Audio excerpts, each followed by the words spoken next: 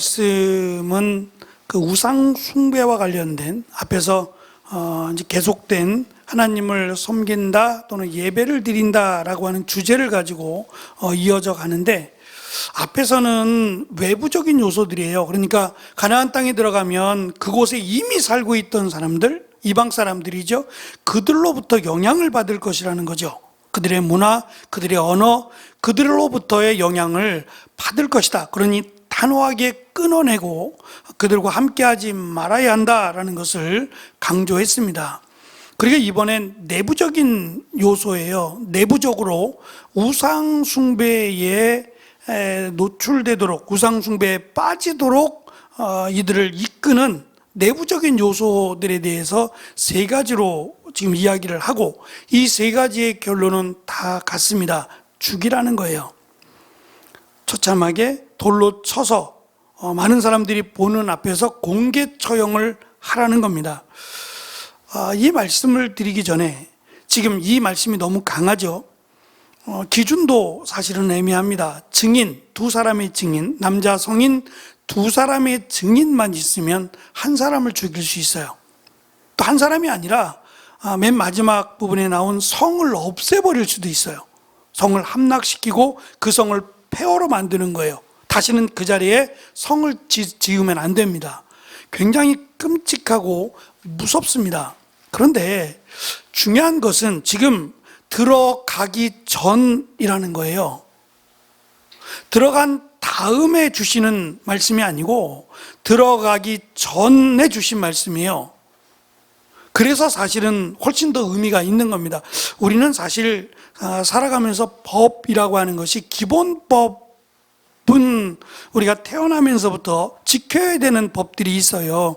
그런데 지금 계속해서 추가되는 법들이 있어요. 여러 가지 다양한 방면으로 추가되는, 미처 예상치 못했던, 그리고 사회가 변화되면서 일어나는 일들에 대한 법들은 새로 만들어집니다. 그래서 개정하기도 하고 새로 보완이 되고 만들어지는 법들이 있어요. 문제는 이게 점점 강화가 되거나 보강이 된다 할지라도 한계가 있어요. 왜냐하면 이미 만들어졌던 법이 있어서 그래요. 이 법을 적용시킬 때 너무 과하게 갑자기 적용을 시키면 그 법에 대한 반항감이 생깁니다. 예를 들면 횡단보도를 지나가는데 횡단보도 불법 횡단을 하게 되면 괜찮다, 이 정도는 괜찮아 라고 생각하니까 건너가는 거예요. 근데 만약에 횡단보도를 불법으로, 그러니까 신호등이 파란색이 아닐 때, 빨간색일 때 횡단보도를 지나가면 벌금이 100만 원이요 라고 한다면 안 지나갈 거예요. 쳐다도 안 볼 거예요. 근데 이 법이 10월 1일부터 시행이 됐어요. 그럼 9월 달까지는 기존대로 뭐 한 3만 원, 2만 얼마에서 벌금이 부과됐단 말이죠. 근데 10월 1일부터 갑자기 100만 원입니다 라고 공지를 해버리면 그냥 그때까지 무심코 뭐 이 정도는 이라고 생각하며 지나갔던 사람들이, 예를 들어서 검문에 걸렸어요. 그러면 10월 1일부터 시행이 됐으니까 당신은 100만 원 내시오 라고 하면 그것에 대해서 쉽게 수긍할 수 없어요. 그래서 계도기간이라는 게 사실은 있어요. 몇 번에 걸쳐서 알려주고 숙지하도록 반복하죠. 그렇더라도 뭐 2, 3만 원 내던 것에서 100만 원이라고 할 때는 그 부분에 대해서 너무 과하다, 이렇게까지 해야 되느냐라고 말할 가능성이 높아요. 그러니까 법을 고친다는 것은, 개정한다는 것은 이게 참 쉬운 일이 아니에요. 그러나 아예 처음부터 신호 위반이나 또는 신호등을 위반하거나 하는 부분에 대해서 굉장히 민감하게 생각하고 과할 정도로, 심하게 과할 정도로 말씀드린 불법 횡단보도를 건널 때는 100만 원이요 라고 처음부터 정했다면 그 부분에 대해서 누구도 반론을 제기하지 않습니다. 그리고 그것이 과한 만큼 더 잘 지키게 되죠. 그것이 어쩔 수 없는 인간의 모습이기도 해요. 그러니까 지금 처음부터입니다. 아예 들어가기 전부터 우상 숭배하는 세 가지 유형을 지금 내적인 요소입니다. 밖으로 있는 외부적인 요소들을 12장에서 설명했다면 이번에 13장에서 내부적인 요인들이에요. 사실은 더 큰 문제는 내부적인 요인에 있어요. 이방인들이라고 하면 일단 거부감을 들 수 있잖아요. 거부감을 가지고 그들을 대할 수 있기 때문에 그래도 방어할 수 있는 힘과 여유가 있는데, 내부적이라고 한다면 그것도 첫 번째 등장하는 사람이 누구냐면 선지자예요. 우리가 선지서 또는 예언서의 말씀에 선지자들이 등장하잖아요. 호세아 선지자, 이사야 선지자, 많은 선지자들이 등장하는데, 이 선지자라고 하는 이 단어 자체가 이 스피커라고 제가 말씀을 드렸어요. 전달자죠. 그냥 그대로 받아서 전하는 자입니다. 자신의 어떤 그 사견을 넣지 않는 거예요. 더하거나 빼지 않고 하나님이 말씀하시면 그대로 전달하는 전달자가 사실은 선지자의 의미예요. 그래서 이들이 하는 말이 대부분 여호와께서 이르시되 라고 하는 말이 참 많이 나와요. 그러니까 자기 말이 아니라 하나님께서 주신 말을 내가 전하겠다라고 하는 의도에서 여호와께서 이르시되 라고 하는 말이 많습니다. 근데 이 선지자가 더군다나 하나님의 말씀이다 라고 말을 하고 또 거기에 기적과 표적이 나타나요. 병든 자를 고치고 귀신을 쫓아내고 하는 이런 표적까지 나타난다면 더 혼란스럽죠. 누가 의심하겠냐 말이에요. 기적과 표적만 가지고도 이 사람은 진짜 선지자야 라고 현혹될 가능성이 많은데, 그가 하나님의 말씀이다 라고까지 하면 이건 10중 8구는 넘어갈 가능성이 많아요. 그래서 오늘 말씀이 굉장히 중요한데, 우리가 읽은 말씀 가운데 지금 선지자 첫 번째 하나님의 말씀을 대언한다 라고 거룩한 일을 맡은 사람이에요. 특히 선지자는 이 자손 대대로 이어받는 게 아니에요. 혈통으로 이어받는 레위 지파하고는 다르게, 제사장과는 다르게 하나님이 임명하세요. 그러니까 하나님이 나를 세우셨다라고 말하면 누가 거기에 대해서 아니다라고 말을 하겠냐 말이에요.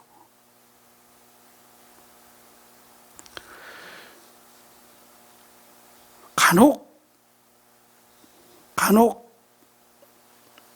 이제 신학교에서 공부하는 학생들을 보면 다양하죠. 직업도 다양하고 나이도 다양하고 근데 이제 그들 가운데는 대부분 적지 않은 사람들이 아직까지 마음의 결정을 못 해요. 무슨 말이냐 하면, 내가 신학교는 왔는데, 여기까지는 왔는데 정말 내가 목회자의 길을 가야 되는가에 대해서는 결론을 내리지 못하고 졸업할 때까지 계속 끌어요. 계속 끌고 가요. 졸업할 때까지. 한 번 더, 두 번 더. 내가 공부까지는 하겠다는 거예요. 공부까지는 하겠는데 내가 목회자의 길을 걷는다는 것은 이건 두 번, 세 번, 네 번 졸업할 때까지 고민하더라고요. 근데 사실 결정을 하고 나면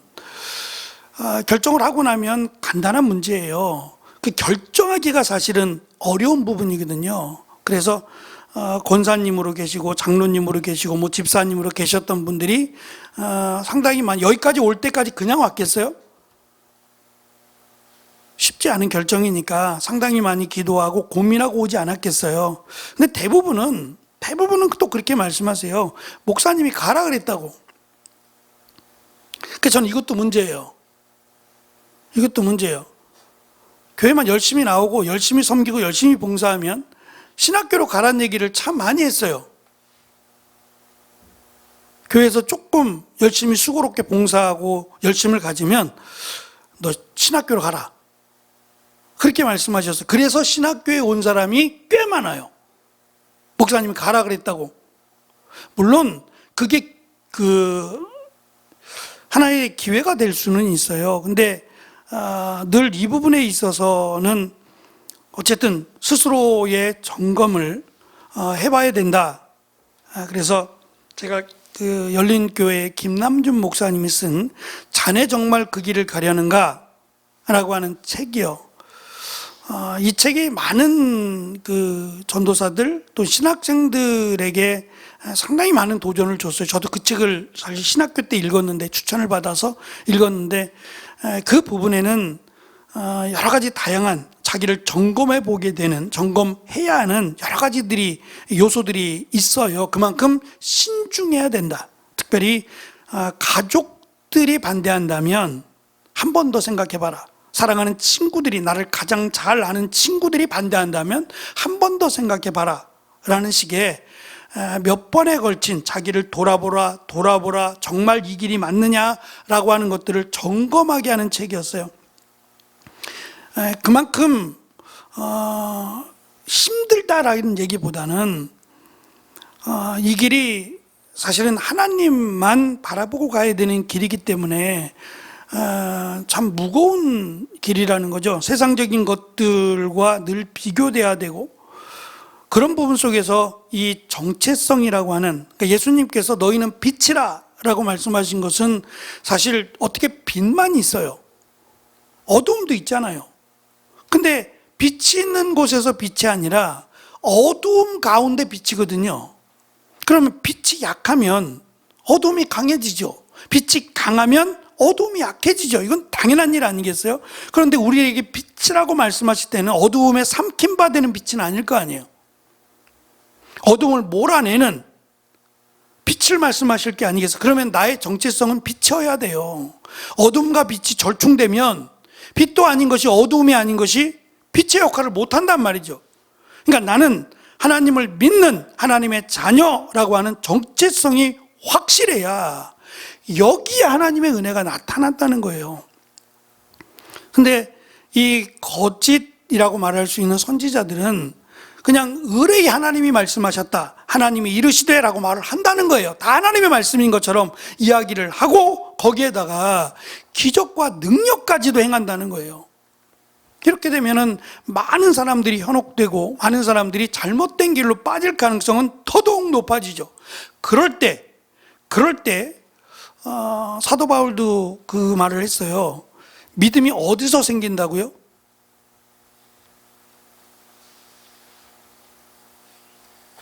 들음에서 생기잖아요. 근데 사실은 쉬운 것은 보는 데서 생기는 게 쉬워요. 기적을 보거나 기적을 체험하면 하나님께로 돌아올 가능성이 훨씬 높아요. 근데 보는 데서 믿음이 생긴다고 안 하는 거예요. 들음에서 생긴다고 말하는 거예요. 그러니까 현혹되지 않으려면 진짜냐 가짜냐를 눈으로 확인할 수 없다는 거예요. 오히려 그것이 확인이 아니라 넘어질 수 있고 잘못된 길로 갈 수 있는 위험이 훨씬 많다는 거예요. 그래서 하나님을 보여주지 않는 거예요. 하나님을 보여준다고 말하면 그건 다 가짜입니다. 보여줄 수 없어요. 그리고 자기가 하나님을 부려요? 하나님 뿅 하고 나타나세요. 그럼 나타나세요? 하나님이 안 보여주셨는데 왜 자꾸 보여달라고 하냔 말이에요. 왜 자꾸 보여주려고 하냐고요. 그래서 기준은 보는 데 있지 않아요. 믿음이 들음에서 있는 것처럼, 제가 맨 마지막 2페이지 맨 밑에 줄에 빨간색으로 써놨습니다. 눈으로 보는 것이 아니라 귀로 듣는 것으로 판단해야 돼요. 이것이 옳으냐, 이것이 진짜냐 가짜냐를 분별하는 것은 보고 확인하는 게 아니라 들어서 확인해야 된다는 거예요. 그 들음의 기준이 말씀이에요. 하나님의 말씀이 제대로 내가 알고 있다면 이것이 잘못됐다, 잘못되지 않았다를 분별할 수 있어요. 저는 이 부분이 가장 중요한 부분이라고 생각해요. 제가 앞번에 잠깐 말씀을 드렸는데 뭐 다 똑같이 고민해야 될 부분이고, 똑같이 교회를 사랑하고 똑같이 교회를 건강하게 잘 자라게 해야 될 사명이 있어요. 누구에게나. 그런데 말씀드린 것처럼 사실 담임 목사가 되기 전까지의 부목사의 생활은 바빠요. 말씀을 신중하게 진중하게 준비하지 못할 만큼 바빠요. 그런 상황 속에서 말씀을 제대로 읽기 하겠죠. 이동하면서도 읽을 수 있고 읽을 수 있지만 말씀을 제대로 깨닫기 위해서 수고하고 노력하는 일은 그냥 저절로 이루어지지 않아요. 그건 정말 부단히 노력을 해야 되고 말씀을 살펴야 된단 말이죠. 그런 시간이 주어지지 않는다는 것이 너무 안타깝고, 주어진다고 할지라도 그것을 제대로 시간을 활용하고 말씀을 잘 준비할 수 있는 길을 알지 못해요. 그러니까 남의 설교를 베끼거나 인터넷에 있는 설교를 가져다 쓰거나 하는 일들이 발생하는 거예요. 내가 해도 별 차이가 없으니까, 내가 해도 이것보다 낫지 않다라는 생각 때문에 그런 거 아니에요? 요리에 자신 있는 사람들은 내가 하지, 물론 이제 급할 때는 아예 돼 있어요. 끓이기만 하면 되는, 끓이기만 하면 중간은 가는 맛, 누구도 아이고 맛있네 라고 인정할 만큼은 되죠. 그러나 진짜 요리를 잘하고 요리를 좋아하는 사람들이라면 내가 만들어서 주려고 한단 말이죠. 진짜라면 힘들어도 수고스럽더라도 이걸 만들고 이걸 다듬고 해서 좋은 것을 주려고 하지 않겠느냐는 거예요. 그래서 가장 중요한 것은 우리에게 주어진 시간, 새벽이 됐든 언제가 됐든 간에 교회 안에 늘 하나님의 말씀이 있어야 되고, 이 하나님의 말씀이 성도들을 살찌울 수 있어야 되는, 그냥 세상에서 어떻게 하면 성공하고 세상에서 지친 사람들이 회복되고 여기에 무게를 두는 게 아니라 정말 하나님의 말씀이 내 삶의 기준이 될 수 있도록 하나님의 말씀을 알아가는 일에 힘쓸 수 있는 이런 부분이 되어야 된다는 거죠. 그렇게 따지면 사실 교회에는 하나님의 말씀이 늘 흘러야 돼요. 많잖아요. 새벽, 수요일, 금요일, 주일까지 얼마나 많아요. 그러니까 이 많은 하나님의 말씀 속에서 자라지 않는다, 이게 더 이상한 거죠. 건강하지 않는다, 자라지 않는다 그러면 이걸 진단해서 문제가 있는 거예요. 잘못 먹고 있거나 상한 것을 먹고 있거나 그렇지 않겠냐는 거예요. 그래서 제가 간혹 그런 얘기를 해요. 아니, 교회에서 목사님 설교가 그렇게 많은데 왜 목사가 되기 위해서 온 게 아니라 말씀을 배우고 싶어서 왔다라고 하는 사람들이 거의 대부분이에요. 그게 더 아이러니하다는 거죠. 말씀을 배우는 장소는 교회여야 되잖아요. 언뜻 신학교는 말씀을 배우기보다는 기본적인 것들을 배우고 목사가 되기 위한 과정을 배우는 곳이에요. 신학교의 특성상 말씀을 배우는 곳은 당연히 교회죠. 교회가 말씀을 배우는 곳 아니에요. 근데 교회에서 말씀을 못 배우니까 신학교에 와서 말씀을 배우겠다고 오는 것 자체가 우리가 조금 더 심각하게 고민해야 된다라고 하는 생각을 갖게 됩니다. 어쨌든 지금 말씀드린 가장 심각하다라고 첫 번째로 지금 모세가 제안하는 것이, 모세도 선지자지만 가짜 선지자들이 등장할 거라는 거예요. 그것도 능력을 가진 가짜 선지자가 성도들을 현혹해서, 이스라엘 백성들을 현혹해서 다른 조금 더 보강되고 조금 더 다르고 조금 더 능력 있는 그런 신에게 가자라고 현혹하면 따라간다는 거예요. 따라가지 않으려면 그 눈으로 보여지는 것들에 현혹되지 말라는 거예요. 말씀에 그 들음에 그가 무슨 말을 하느냐를 듣고 하나님이 주신 말씀에 비교해 보라는 거예요. 하나님의 말씀과 같은가, 이것을 비교해보지 않으면 현혹되기가 쉽다는 게, 문제는 현혹이 되면 하나님으로부터 끊어지게 돼요. 더 이상 하나님의 백성이 안 됩니다. 그러니까 이것은 사생결단하는 마음으로. 그래서 어느 목사님은 제가 제주도에 갔을 때 저하고 1년 정도, 제가 군대 가기 전에니까 1년 정도 함께 공부하고, 졸업은 형님이 먼저 졸업하고 저는 나중에 군대 갔다 와서 복학했으니까 1년 같이 공부해서 얼굴은 낯이 익더라고요. 저에게도 그래도 얼굴이 좀 남아있네, 목소리는 똑같고, 이거 끝마디를 좀 안 했으면 좋은데, 하여튼 근데 그 형님이 신천지 몇 사람이 교회에 들어와서 교회밭을 쑥대밭으로 만들어놨어요. 그때 이제 목사님이 몸을 많이 버렸대요. 너무 속상하고 너무 마음 상해서 너무 밉고 막 그러니까 이 스트레스로 인해서 막 탈모도 나오고 막 굉장했대요. 그 다음부터 목사님은 새로운 사람이 오면 이 긴장을 한대요.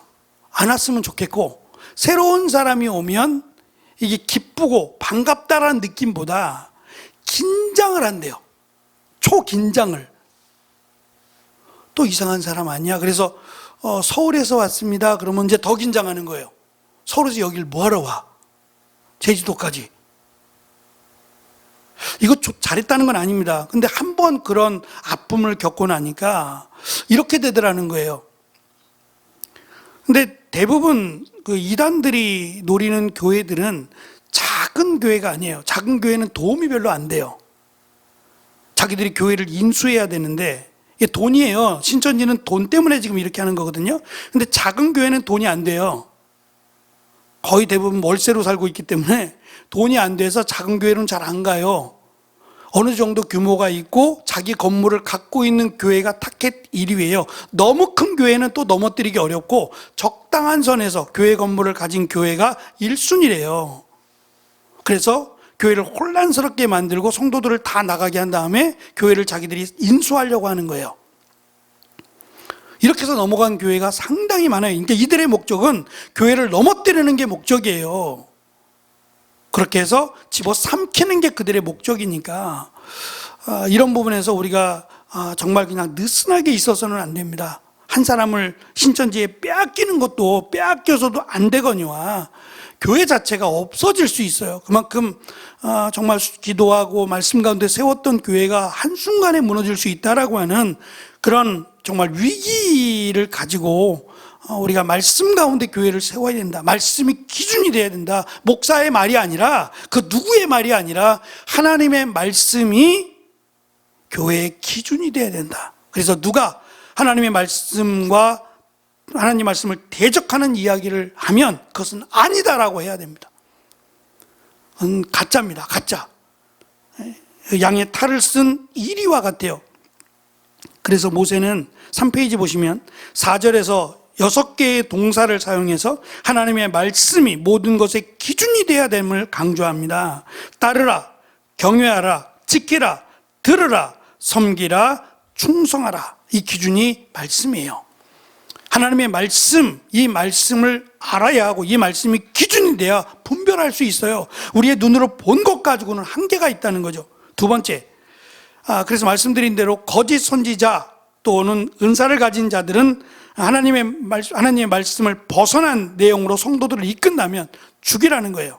단호하게 죽여라. 그래서 두 번 다시 이런 일이 생기지 않도록 예방해야 된다는 거죠. 두 번째는 친족이나 친구가 우상숭배를 부추기는 경우예요. 사실 우리가 생각하는 친구보다 이때 당시의 친구는 훨씬 더 가족보다 가까워요. 다른 사람이 아닌 친구입니다. 그리고 가족이라고 할 수 있는 친족이 현혹해요. 그것도 얼마든지 모일 수 있는, 친척이니까, 친구니까 언제 어디서나 모일 수 있잖아요. 언제든지 만날 수 있잖아요. 이단들이 제일 먼저 하는 것이 뭐냐면 관계예요. 사람과의 관계입니다. 재밌게 만들어주겠다는 거예요. 흥미있게 만들어주고 또 좀 활동적으로 다른 사람과의 만남을 갖고 다른 사람과의 친분 관계를 쌓게 하는 일에 상당히 많은 무게를 둬요. 그러다가 이제 본색을 드러내서 자기들이 강조하는 그런 교리들을 가르치게 되죠. 그러니까 사실 어떻게 친구인데 그리고 친척인데 쉽게 멀리할 수 없어요. 그건 더더욱 어려운 일이에요. 그러니까 이럴 때 그들이 하는 말에 귀를 기울이라는 거예요. 말에 귀를 기울여서 그들이 하는 말이 하나님의 말씀을 벗어나면 단호하게 끊으라는 거예요. 그리고 그것이 이제 어느 정도 지나치다라는 생각이 들면 이야기를 해야 됩니다. 이야기를 해서 결단을 내도록, 그래서 이러한 흔적이 남지 않도록, 흉내조차 내지 못하도록 그들을 죽이라고, 처형하라고 말합니다. 그들을 불쌍하게 여기지도 말며 가엾게 여기지도 말고 덮어서 숨겨줄 생각도 하지 말라 하고 단호하게 이야기합니다. 마지막 세 번째는 온 성읍, 성이 많거든요. 지파가 아니라 성입니다. 이 성이 많은데 이 성이 전체가 아예 그냥 그렇게 우상 숭배에 화합돼 버렸어요. 그것이 드러나거든 그 성을 진멸해서 없애라는 거예요. 왜냐? 그들은 더 이상 이스라엘 백성이 아니라는 거예요. 하나님이 보실 때 그 성 자체가 우상을 섬기게 되면 그들은 가나안 사람과 다를 바가 없다. 그러니 그들을 진멸하라. 그들에 속한 짐승이나 그들에 속한 그 어떤 것도 다 태워버려라. 그리고 그들의 것을 누구도 취하지 마라. 진멸인 경우는 그랬어요. 진멸인 경우는 그들의 것을 탐하지도 마라. 탐하면 내가 그를 또 하나님이 심판하시겠다. 그리고 내버려 두면, 방치하면 더 이상 하나님의 은혜가 너희와 함께하지 않겠다는 거예요. 사실 이 말씀을 귀 기울였고 이 말씀대로 했더라면 이스라엘은 멸망하지 않았어요. 우상 숭배를 하더라도 뭐 연약하니까 넘어갈 수 있죠. 그런데 문제는 후속 조치예요. 넘어갔는데 내버려뒀어요.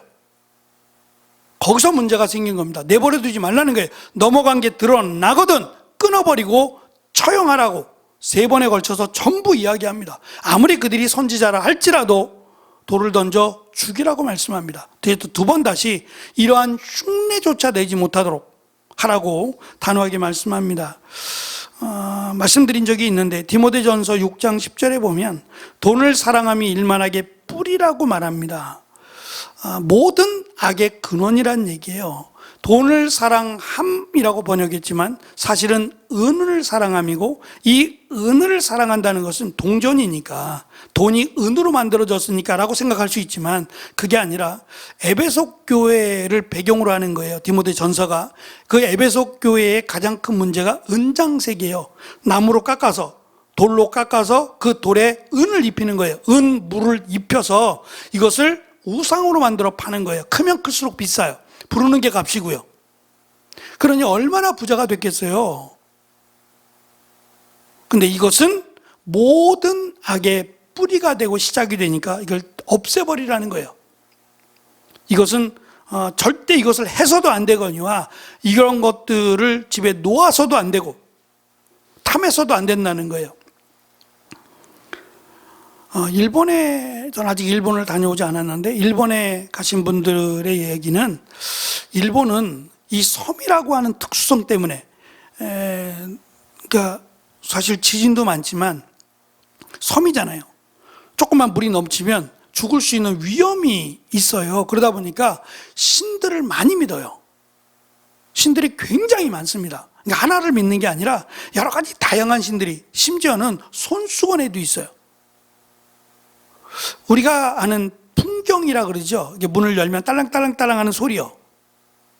근데 이게 유래가 사실 우리나라도 있었대요. 우리나라 집에도 옛날 집들이요. 기와집 옛날 집 보면 옛날 집 그 끝 쪽에 풍경이라는 걸 달아놨어요. 이걸 왜 달아놨냐 하면 바람 소리에서 풍경 소리를 들으려고 달아놓은 게 아니에요. 이 소리가 신이 오는 소리예요. 바람에 신이 온다. 그럼 바람이 분다, 비가 온다, 이런 것들을 알려준다고 생각했어요. 그러니까 이게 귀신이에요. 귀신 소리를 듣겠다, 귀신이 오는 소리를 듣는다 해서 유래한 거예요. 그래서 집마다 이걸 달아놨어요. 집마다. 물론 바람이 불고 하면은 위험하죠. 조심하라, 긴장해라. 일본 같은 경우는 바람이 심하게 불거나 비가 올 조짐이 생기면 나가지 마라, 위험하다라는 걸 알려주기 위함이긴 하지만 이것이 단순히 알려주는 경보의 소리가 아니라 우상과 연결이 돼 있어요. 심지어는 그냥 갖고 다니는 액세서리, 특별히 이제 가방에다 매다는 그런 액세서리 같은 것들도 우상이 굉장히 많습니다. 그리고 심지어는 그들이 말할 때 이걸 갖고 있어야 재앙이 오지 않는데요. 그래서 예를 들면 내가 오늘 비 온다 그래서 우산을 가져가는데 우산에다가 그 액세서리를 하나 걸어요. 근데 바쁘게 나오느라고 깜빡 잊고 이걸 못 달았어요. 못 달고 그냥 나왔어요. 그럼 돌아가서 그걸 달고 나와야 돼요. 하루 종일 찜찜하고 만약에 문제가 생기면 이것 때문에 내가 이걸 안 달아가지고 문제가 생겼다고 생각해요. 그러니까 얼마나 많은 우상 숭배와 관련된 나라인지 몰라요. 그거를 목사님들이 보면서 일본에 가서 교회에 가서 보고 또 여러 사람들을 만나면서 느끼는 거예요. 야, 무서운 나라다. 이 나라는 정말 우상에 쩌든 나라다라는 것을 그분들이 동일하게 이야기해요. 그 이야기는 믿기가 어렵다는 거예요. 하나님만 믿기가 어려운 거예요. 다 내려놔야 되잖아요. 우상을 다 버려야 되잖아요.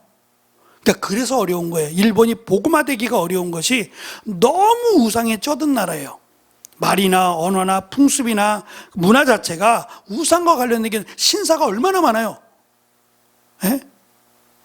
그런 문화 속에서 복음을 받아들인다는 게 이게 너무도 쉽지 않아요. 그래서 믿는 사람들은 일본을 위해서 통탄하고 기도해요. 일본이 저주받은 나라가 되어버렸다. 남들을 침략하고 남들을 괴롭혔더니 하나님이 이렇게 심판하신다. 그렇게까지 보는 사람들이 있어요. 어쨌든 지금 들어가기 전입니다. 아직 들어가기 전임에도 불구하고 이처럼 단호하게 다 죽여라.